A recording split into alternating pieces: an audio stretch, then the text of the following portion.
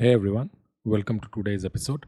Today I'll talk about new campaigns on the fraud side, phishing as a service, some updates on malware, a new attack on cloud infrastructure, a new AI based tool, two acquisitions, and there is a new regulation.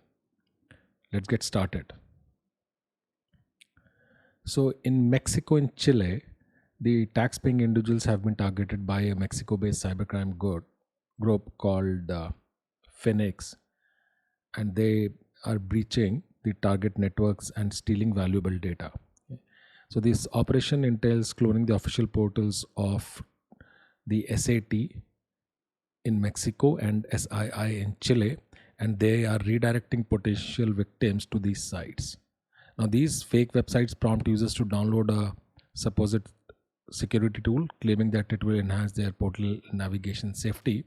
However, without victims' knowledge, this actually downloads an initial stage of malware, ultimately enabling the theft of sensitive information such as credentials.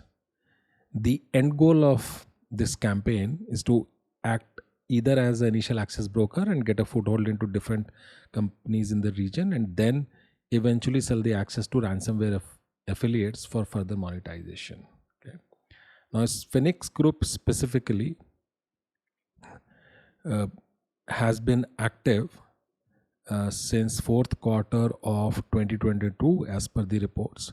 They've been orchestrating multiple phishing campaigns coinciding with government activities during the year. Okay.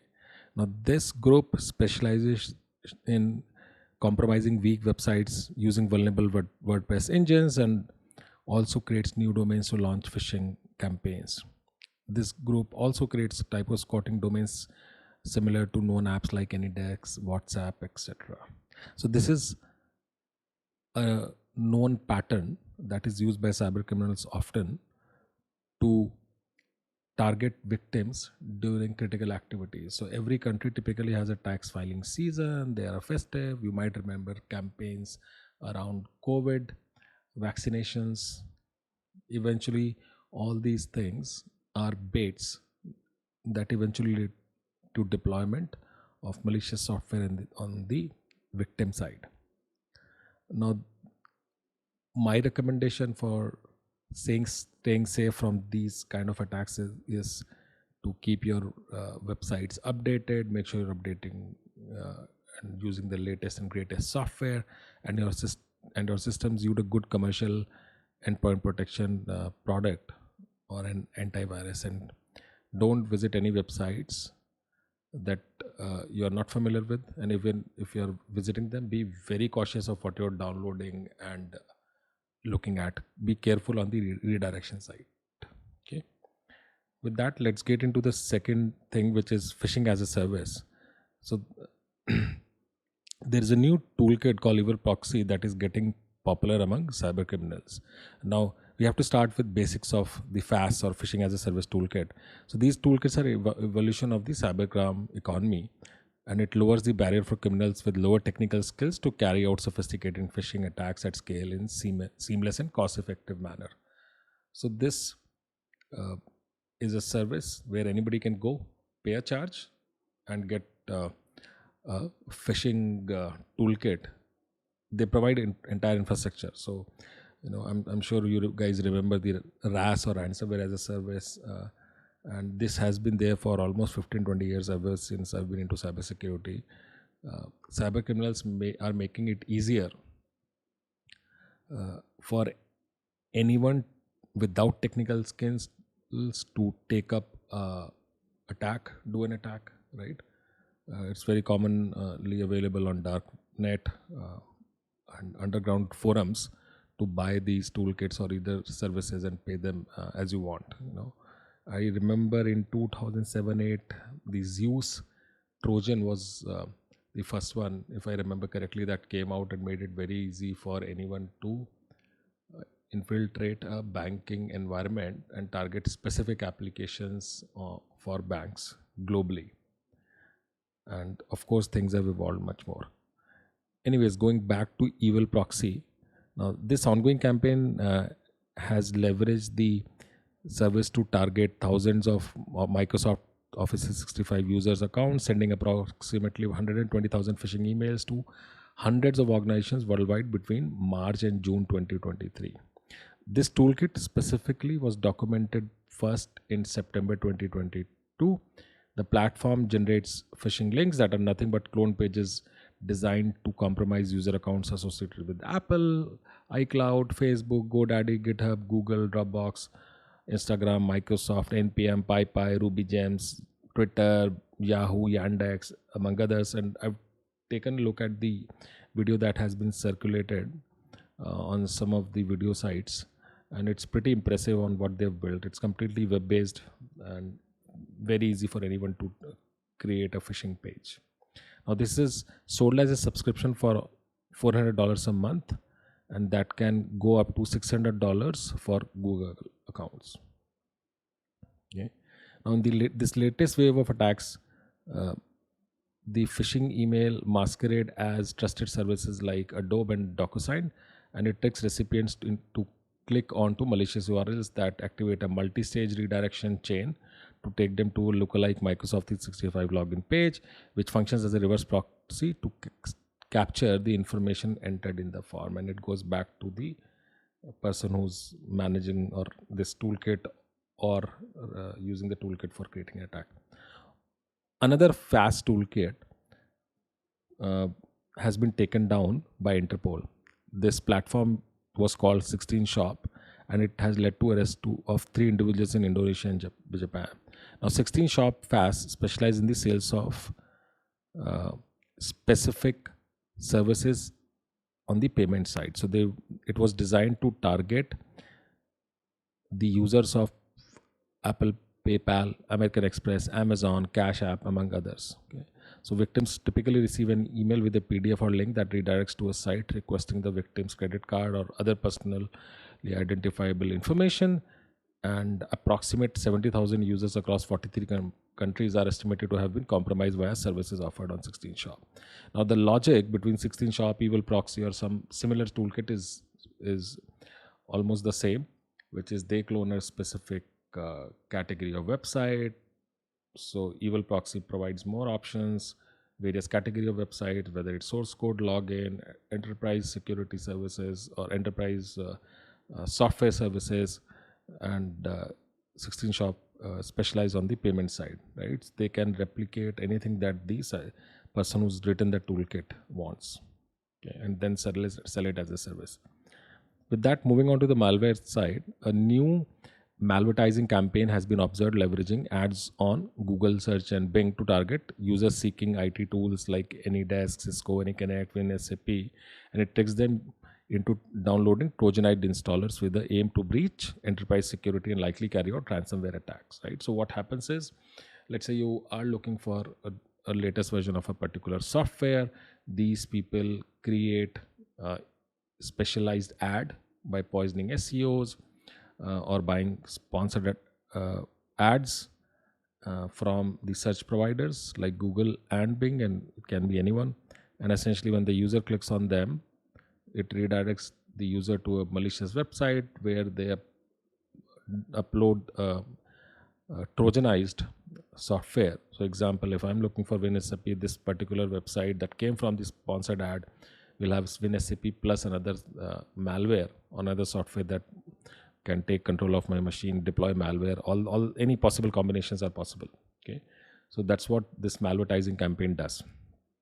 Okay, there are multiple prominent marketplaces on the cybercrime side that are talking about SEO poisoning, malvertising, and other services that they can offer, including selling compromised Google Ads account. Okay. So they are going after keywords, and this is typically, most people don't think, they typically trust the search results that are thrown by the search engines without realizing that these things work on keywords, and keywords can either be poisoned or they can be bought using Google Ads or any other ad platform. Now, these softwares will either deploy a particular payload. In this particular campaign, they are deploying a second stage red teaming tool called Cobalt Strike, which is very popular both among penetration testing teams as well as cyber criminals. There's another report which talks about the rise of information stealers. And if you have to understand what a stealer is, it's a type of malware that targets its victim by stealing information that can include passwords, login credentials, and other personal data. After collecting this data, the stealer sends it to the threat actor's command and control system. Now, some of you might remember that in 2022, Uber fell victim to an information stealer called Raccoon that was used by that threat actor. Now, if I have to give you examples of two information stealers which are very popular, one is called Wider, other is called Redline. So Wider relies on delivery methods such as phishing emails and cracked software for dissemination, and it has been involved in Google Ads malvertising operation that targets user looking for particular application, as I explained earlier. Redline, on the other hand, targets credentials and cryptocurrency wallets on Windows systems as well as browser information, FTP connections, game chat launchers, and OS data. Right. So information stealers can be designed to look for particular information within your target operating system. Now, the Uber attack, if you remember, the attacker tricked victim into clicking on a fake two-factor authentication notification, which led to compromise of their system. Once the threat actor had access to Uber's VPN, the attacker infiltrated the company's internal network and got access to more resources within the infrastructure.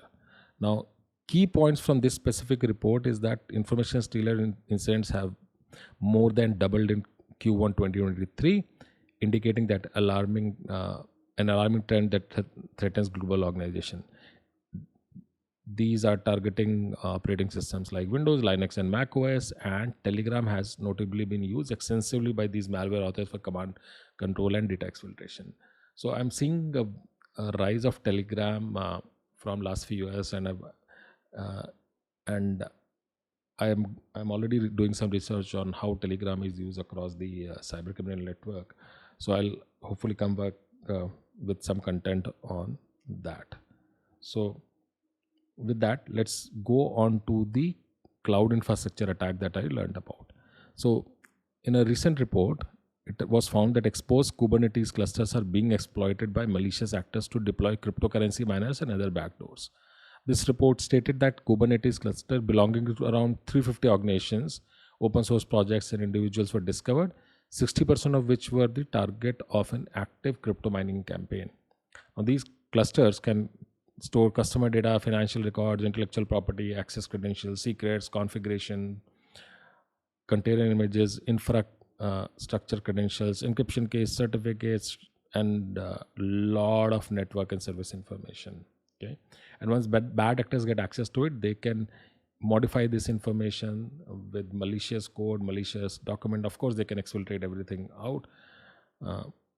So a recommendation would be to use Kubernetes Security Posture Management Platform, CSPM, CNAPs to continuously monitor cloud infra posture and monitor drifts and prevent attacks as they are happening. Okay. So all this is because of misconfiguration or default configuration that is often left. Large organizations are used to not provisioning platforms on the default config, but smaller organizations don't typically care, and that's why all these things are found. Also, shadow IT is very realistic problem, which is developers launching their own platforms in certain organizations, leading to this attack surface. Now let's look at AI-based research. So there's a new deep learning attack that deciphers laptop keystrokes with 93% accuracy by listening to the keystrokes of the laptop that are recorded using a nearby phone. Okay, so that is amazing. Okay, so this is a side channel attack, and essentially what that means is, in this category of attack, the insights are taken from a system by monitoring and measuring its physical effects during the processing of sensitive data. So this includes things like runtime behavior, power consumption, electromagnetic radiation, acoustics, and cache access. So, in this specific study, the researchers took Apple MacBook and they used 36 keys, and each key was pressed 25 times in a row with varying pressure and finger. Then this information was recorded both via phone in close proximity of the laptop as well as Zoom. Okay. In the next phase, the researchers isolated the individual keystrokes and converted them into a MEL spectrogram on which a deep learning model called CoatNet was applied. CoatNet stands for Convolution and Self-Attention Networks.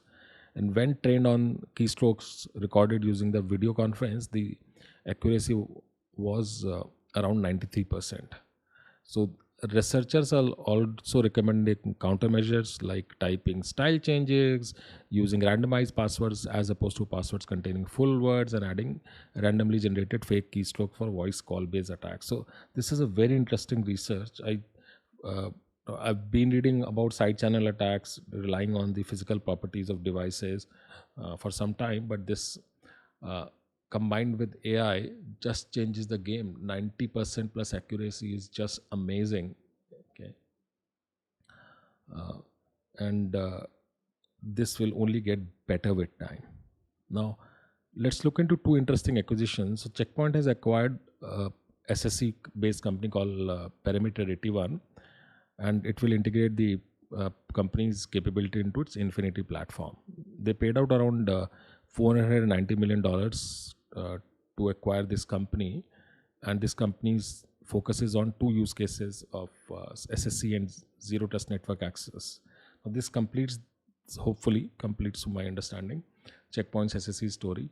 For those who are listening to the word SSE for the first time, SSE is infrastructure security provided as a cloud service or as a SaaS. So traditionally, infrastructure security products were deployed either as a hardware, and they still are, but SSE provides them as a SaaS, making it very easy to scale and onboard infrastructure security use cases for any corporate. The second acquisition, which is of interest, is Cisco acquiring a company called OAT for identity threat detection and response. They also do some data security based use cases. Now, Cisco was also an initial investor in the Series A funding from Cisco's venture capital arm in 2019. OOT focuses on ITDR, as I said earlier, and ITDR stands for Identity Threat Detection and Response. These are essentially technologies that identify attacks related to identities as well as on the identity infrastructure. I've personally not done any analysis of the OOT and what kind of use cases it covers, but from story perspective, it looks like a decent move. Cisco has been doing some work on the XDR side, and they've been talking about the XDR and Copilot since RSA 2023 this year. What I learned from acquisitions is how the industry is shaping up, where the new skills getting developed, how enterprises are moving into cybersecurity. Okay, as you can understand, all these acquisitions are done after proper due diligence from various businesses, and SSE as well as ITDR are only going to grow as in use cases. So learn as much as you can about these platforms. Now, the last section, a new regulation from SSE has been provided. It requires US companies that are listed to reveal cyber attacks within 4 days. Now, the job of SEC, by the way, SEC stands for Securities and Exchange Commissions, and this is essentially a body equivalent to SEBI in India, and both organizations' primary purpose is to enforce laws against market manipulation. Now, this particular regulation requires the companies to inform SEC about the cyber attacks within 4 days if it has a material impact on their finances. And this marks a major shift in how computer breaches are disclosed, and the company has to submit a specific form called 8K within 4 days, and there could be an exception if the US Attorney General Office determines that immediate disclosure would pose a substantial risk to the national security or public safety and notifies the commission for such determination in writing. So that's a very interesting move. I think every country in the world with, needs such kind of stringent laws to make sure that businesses are protected always along with the citizens of that country. With that, I'm so thankful to all the sources from where I read and learn and I share all this information, and also to listeners who've been listening to the podcast. I'm getting a lot of requests on LinkedIn, some messages on Twitter. I request you to kindly like, share, and subscribe for the algorithm of YouTube, and as well as the podcasting platforms, so that this content is seen by more and more people. Everybody should be able to learn and understand cybersecurity. With that, thank you so much. I'll see you next time.